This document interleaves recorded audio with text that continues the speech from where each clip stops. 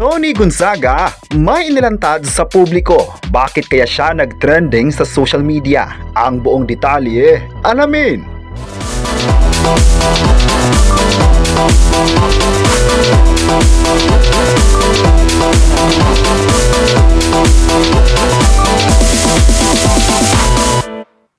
May inilantad ang former kapamilya at host Tony Gonzaga sa publiko tungkol kay Alex. Magkaiba raw ang ginawang pagpapalaki sa sistiraka ng kanilang mga magulang. Kwento ni Tony, bilang panganay raw na anak ay mas naging strikto ang amang si Daddy Bonoy. Lalo na nung nagdalaga siya. Ito raw ang isa sa mga dahilan kung bakit magkaiba sila ng ugali at personalidad ni Alex. Sa panayam kay Tony ng Unshaken with Gary Valenciano podcast, naungkat ang pagiging conservative at medyo seryosong personality ng actress TV host. Pero kahit magkaiba man sila ng personality, ay parehas naman sila na napalaki ng tama ng magulang. Mapagmahal din ang kanilang parents at nasa isip talaga kung paano matutulungan ang kanilang anak sa gusto nitong pangarap. Napaka-supportive at lalong-lalo na mapagmahal sa mga anak. Dahil dito ay marami sa mga fans ang proud at masaya kung paano pinalaki ang dalawa.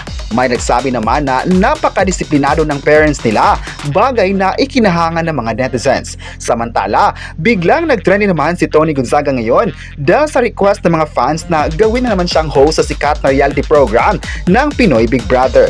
Sa online, marami sa mga fans ay excited na sa PBB kung saan magbubukas na ito at sisimulan na nga ang paghahanap ng mga deserving housemates para sa kanilang regular season. May nagsabi naman na maganda kung sa pagbubukas ng bahay ni Kuya ay si Tony na ang regalo nito para sa mga viewers. Iba raw ang hosting skills ni Tony at grabe yung energy nito sa mga audience. Magaling naman ang mga host ngayon pero may something na hinahanap ang mga tao. Ang iconic line kasi niyang Hello World at Hello Philippines ay nagpapakilala sa kanyang reality show para mas hahanap-hanapin ng mga tao.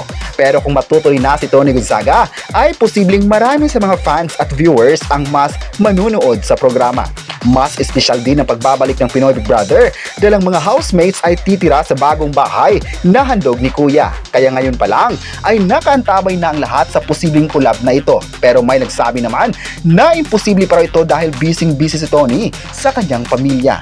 Busy din ang actress host sa kanyang personal talk show na marami din ang tumatangkilik nito. Kaya marami din nagkomento na mas nag-i-enjoy si Tony Gonzaga sa kanyang show at imposible na itong babalik sa Pinoy Big Brother this year.